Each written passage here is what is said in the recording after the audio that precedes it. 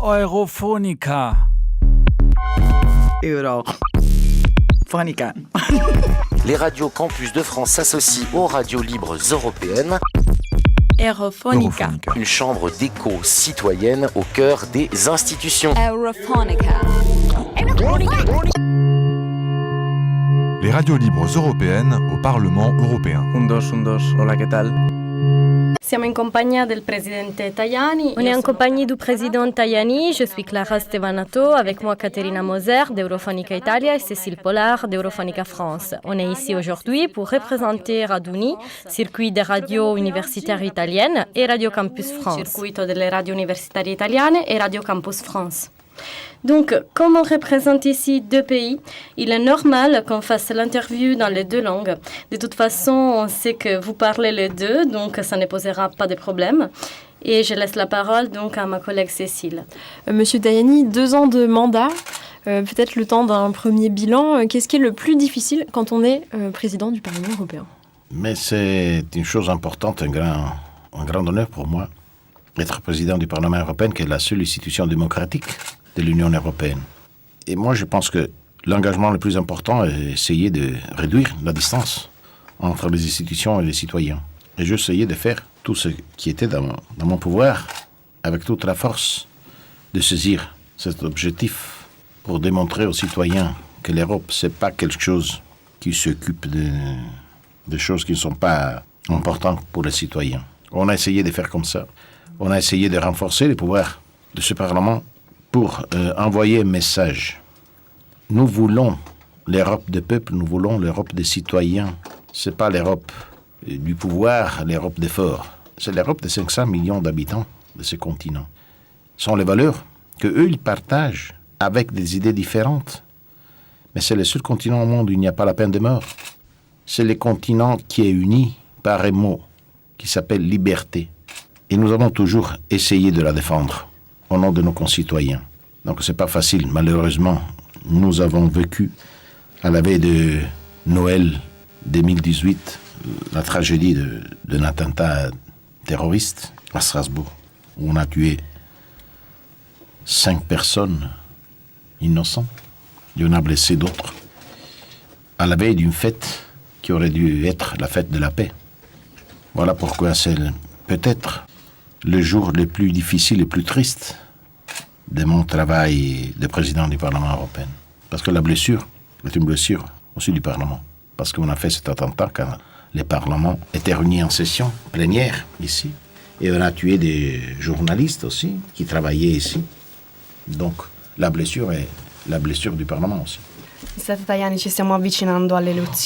le Président, les élections européennes approchent et il y aura beaucoup de problématiques sur lesquelles réfléchir. 2, entre autres, l'absentéisme et la désinformation. Que fait le Parlement pour répondre à ces 2 problématiques? Noi abbiamo avviato una campagna di informazione. Nous avons entamé une campagne d'information qui s'appelle Stavolta io voto pour expliquer aux citoyens pourquoi il est important de choisir ses propres représentants, pourquoi il est important d'aller voter. Les absents ont toujours tort. Si on veut changer les choses, il faut choisir des représentants qui seront jugés sur leur travail. S'ils ont bien travaillé, ils seront confirmés. S'ils ont mal travaillé, les citoyens décideront de les renvoyer à leur respectif travail. Un pronostic pour mai et pour l'avenir? Est-ce qu'on va assister à la dernière élection de l'Europe, peut-être dans sa forme actuelle ou pas? Moi, j'espère d'avoir un Parlement plus fort. Il faut changer, donner les pouvoirs d'initiative législative au Parlement européen. Ce sera une bataille, mais il faut la changer, l'Europe, pas la détruire. Il faut changer la machine, pas les drapeaux. Il ne faut pas détruire les valeurs. Il faut essayer d'avoir une organisation plus capable de défendre ces valeurs. Parce que s'il n'y a pas les valeurs, il n'y a pas la raison d'exister.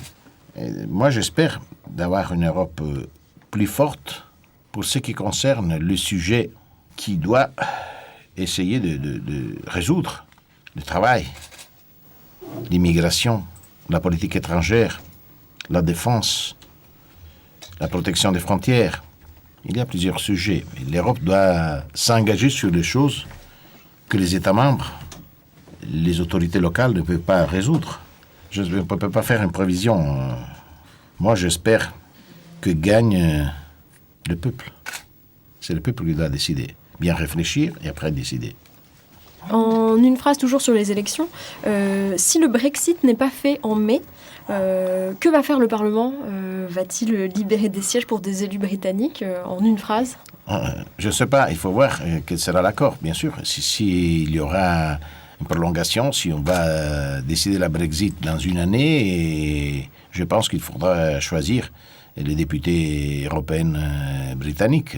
Ils doivent voter aussi. Mais j'espère qu'il y aura une conclusion positive, en tout cas. C'est-à-dire pas une sortie du Royaume-Uni sans accord.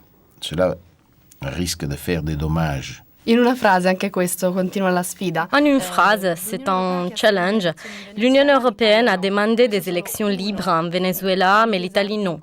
Ceci, ce n'est qu'un exemple du fait que souvent la politique étrangère de l'Union européenne et la politique étrangère des États membres est différente. Pourrait-il être un signe de manque de crédibilité et d'autorité de l'Union? Qu'en répondre à cela? Come dovete rispondere? Il Parlamento europeo ha chiesto di riconoscere come... Le Parlement européen a demandé de reconnaître Guaido comme président par intérim pour faire de nouvelles élections. L'Italie n'a pas voulu suivre notre proposition et je suis désolée pour ça parce que plus forte est la voix de ceux qui veulent la démocratie et plus forte la voix de ceux qui veulent la liberté. D'abord, il faut résoudre les problèmes des millions de citoyens du Venezuela. Beaucoup d'entre eux sont d'origine italienne, espagnole, portugaise. Il y a beaucoup de citoyens européens qui vivent là-bas. Donc, plus on s'approche vers une solution démocratique, mieux c'est. Più ci si avvicina a una soluzione democratica, meglio è. Monsieur le Président, nous avons en décembre un déséquilibré, un jeune, un Européen qui tue plusieurs personnes en pleine rue. La base du projet politique européen, c'est la paix. L'Union européenne, elle a eu un prix Nobel en 2012 pour ça. Est-ce que c'est pas un échec de politique éducative, de politique de culture de la jeunesse européenne? Mais le terrorisme essaie de détruire nos valeurs. Un terroriste essaie de faire des dommages à nos institutions, à nos valeurs. On ne peut jamais dire qu'on a gagné. On ne peut jamais dire que la liberté, la démocratie, la paix a gagné. Il faut la défendre tous les jours. Et parce qu'il y a toujours quelqu'un qui essaye de mettre une bombe sur la démocratie. Et alors, il faut la défendre tous ensemble. L'Europa non sembra in effetti credibile agli occhi degli L'Europe ne semble plus crédible aux yeux des gens. Les médias qui parlent d'Europe sont souvent ignorés. Est-ce que parce que les médias européens sont peu nombreux, on peut citer la chaîne de télévision franco-allemande Arte basée à Strasbourg ou les consortiums de journalistes internationaux. Mais il n'existe en fait aucun média européen dédié aux jeunes parlant de l'Europe. Nous pensons que pour une démocratie vivante, plurielle et différente, ça c'est l'important. Chez Europhonica, nous nous sentons plutôt seuls dans ce panorama des médias européens. De nombreux hommes politiques, y compris vous-même, ont dit à juste titre que nous devions soutenir des projets comme celui d'Europhonica, mais nous devons maintenant éviter les stéréotypes des hommes politiques qui promettent mais ne réalisent pas. Il est temps d'agir et nous savons que vous êtes de notre côté. Pouvez-vous promettre ici devant tout le monde que vous ferez tout votre possible pour réaliser les rêves d'Antonio et Bartek, qui est aussi les nôtres? D'altra parte anche il nostro. Ma io prima di essere un politico sono un giornalista. Avant d'être un homme politique, je suis un journaliste qui a été aussi un journaliste de radio pendant plusieurs années. Donc je partage votre projet, je ferai en sorte que ça se réalise. Je ferai tout ce qui est possible pour vous donner un coup de main en tant que journaliste et puis aussi en tant qu'homme politique. Et donc j'espère que c'est le début d'une collaboration prolifique. Vous pourrez compter toujours sur moi et donc tout ce que je pourrai faire sans faire des promesses qu'on ne peut pas maintenir, je le ferai sûrement. Tout ce que je peux faire, je le ferai. Certamente lo farò. Tutto ciò che posso lo farò. Va bene, grazie signor Grazie a voi. Presidente. Europhonica.